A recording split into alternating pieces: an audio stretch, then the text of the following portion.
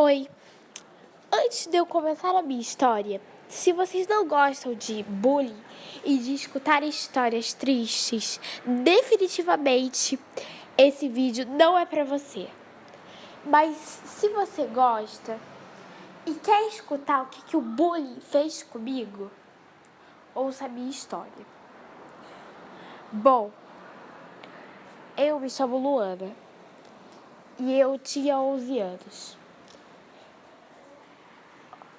Aí vocês me perguntam, uma menina de 11 anos tem muita história pra contar? Acho que não. Só viveu 11 anos. Eu quero uma história de uma menina que viveu 45 anos, 29, que já tem mais história pra contar. Mas pode acreditar. Vamos logo pra essa história, que vai doer muito. Essa é a Rosa, que fez definitivamente a minha vida ter um fim. Um começo e um fim. Ela me batia todos os dias.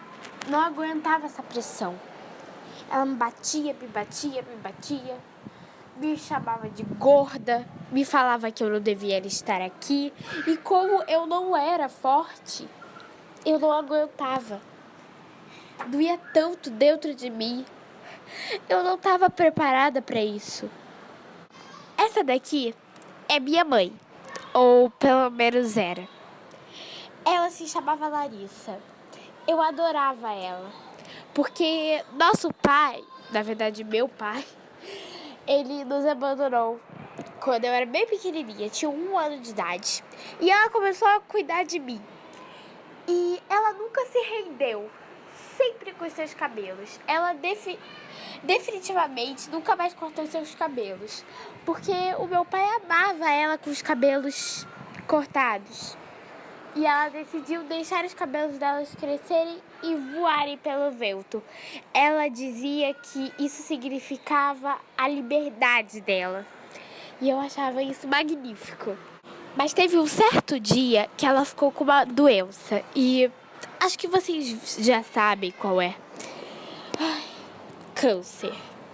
O cabelo dela começou a cair e ela não acordava, ela não se levantava, não olhava o sol.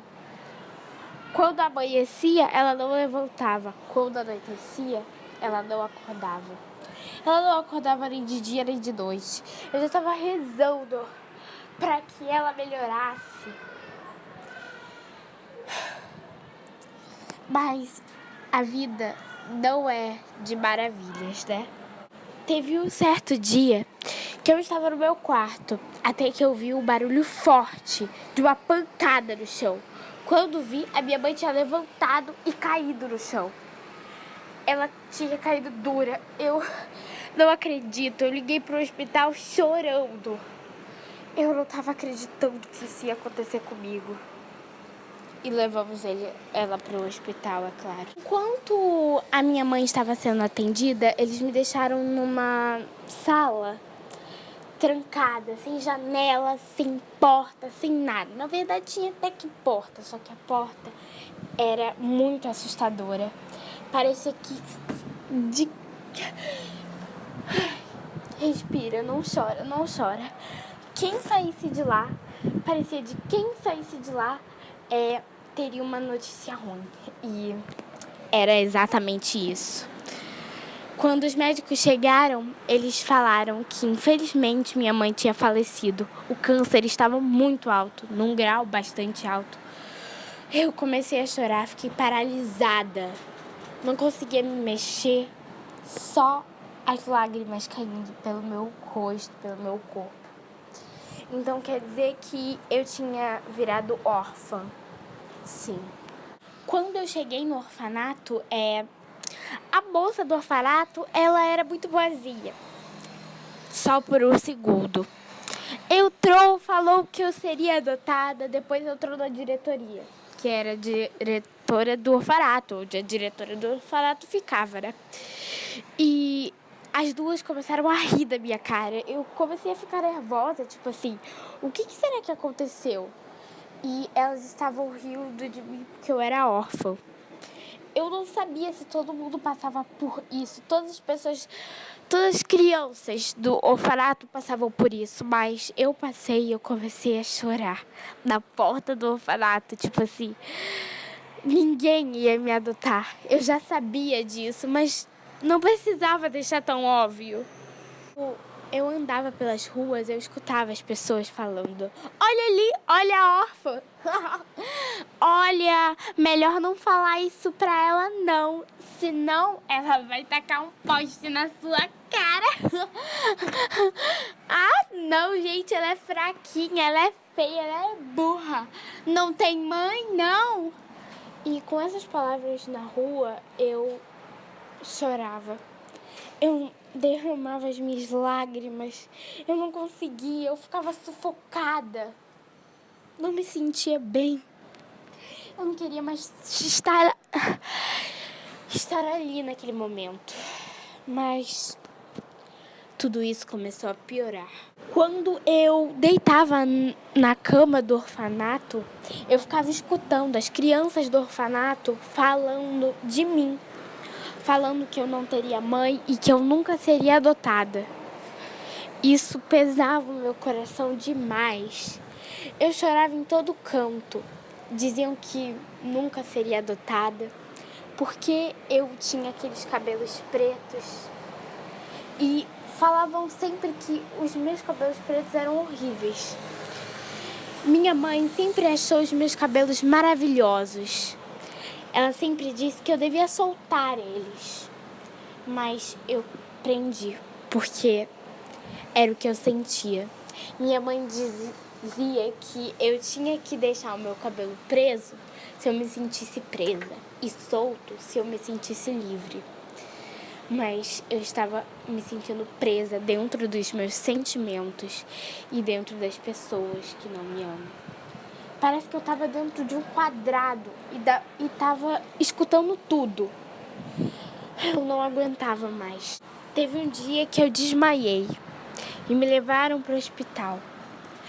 Quando perceberam que eu tinha uma doença chamada depressão. E essa doença, ela estava num grau muito, muito forte. E muita gente, até os médicos, disseram que aquela doença não era uma doença. E que se eles dessem remédios, ela melhoraria rapidinho como qualquer doença. Mas isso não é verdade. Eu tomava todos os dias e sempre chorava e me cortava. Porque eu queria ser igual aos outros. Mas eu não era igual aos outros. Eu não era. Porque eu queria ser igual aos outros. Eu não queria tomar esses remédios que cada dia me deixavam mais sem forças para lutar contra a minha vida. Eu não estava mais aguentando. Esse seria definitivamente o meu fim. Que teve um dia que eu decidi acabar com tudo isso. Subi no topo de um penhasco de uma escola, não sei exatamente qual era o lugar, e decidi pular. Deixei os remédios debaixo de um banco e pulei. E digo, essa foi a melhor coisa que eu fiz na minha vida toda. Muita gente deve estar se perguntando: Luana, você morreu? Sim, eu morri. Eu morri por causa do bullying. Eu morri por causa das pessoas dizendo que só porque eu não tinha mãe, eu não era uma pessoa. Eu era só um pedaço de lixo que podia ser jogado fora facilmente. Eu sei que eu não sou a única a sofrer isso. Muita gente passa por isso. E eu não tô mais aguentando ver as pessoas se matando que nem eu e pulando, sei lá, de um penhasco, de uma casa, de qualquer lugar, pulando e se matando. E se você vê um dia uma pessoa tomando remédio para depressão, não fale que isso é piada. Não fale que ela tá usando isso só para se achar. E sim, ajude. Porque essa pessoa pode estar bem num dia, mas do outro, ela não pode mais estar do seu lado. Ela pode estar lá em cima. Nem do seu lado, nem do lado de ninguém. Agora eu falo. Podem me chamar de qualquer nome que vocês quiserem. Vocês que vão decidir o meu nome. Mas agora voltando pro papo sério. Não é só a Luana que tem depressão, como ela disse. Mais de 50% da população morre por causa de bullying e depressão. Mais de 100% ou 50% das crianças no Brasil ou no mundo inteiro morrem de depressão. Eu não sei porque as pessoas continuam querendo fazer bullying com as outras. Porque elas se machucam e machucam o outro. E o outro, como a Luana disse, pode estar um dia do seu lado, mas no outro dia, ela pode não estar mais. Exatamente isso. Essa é uma das histórias, entre várias histórias, que uma pessoa morre por causa de depressão e bullying. E vocês não estão nem aí. Quase metade da população não tá nem aí pra isso. Então eu confio em vocês plenamente que ajudem a o bullying ser banido do mundo inteiro. Senão, eu não sei o que vai acontecer. E botem aí nos comentários qual seria ou qual será o meu nome. O mais escolhido, o que mais tiver likeinho, ele vai ser o meu nome, ok? Amo vocês e tchau, tchau. Beijo, beijo, pessoal. E a Beatriz fez um vídeo desse pra falar isso porque muita gente sofre de depressão e ela viu uma menina sofrendo depressão na escola dela um dia, né? E ela tentou ajudar essa menina, só que foi tarde demais. No dia seguinte, ela não estava mais lá. E isso não é bom, gente. Ela sofria bullying e depressão, só que a Beatriz nunca pôde ajudar. E isso não é bom, não é nada bom. Mas espero que vocês entendam.